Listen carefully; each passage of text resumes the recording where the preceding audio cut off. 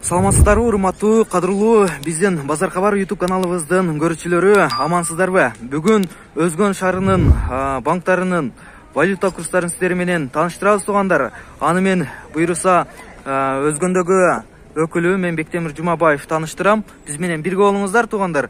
Буйруса мынакей Налык банктын курстарын көрөлүк. Буйруса мына рубль 650 сом болот экен, 1000 рублиң.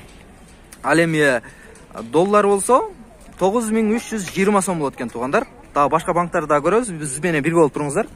Туугандар, мынакей азыр Эко Исламик банктыкын да көрүп атабыз. Буюрса 100 долларыбыз 9300 сом болот экен туугандар. Ал эми рубль 1000 рублибиз 800 сом болот экен. Жана эле 600 сом болот экен эле, азыр 200 сом кошулду деп атат дагы, 200 сом азыр кошулуп тур туугандар.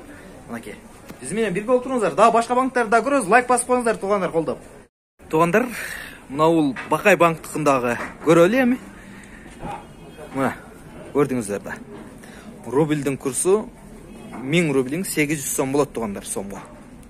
Мына долларыңыздар болсо мына шу. Ушундай туугандар, курстар. Жанында Реска банк бар. Реска банктыкын карайлы десек электрондуу экен, өчүү экен азыркы учурда.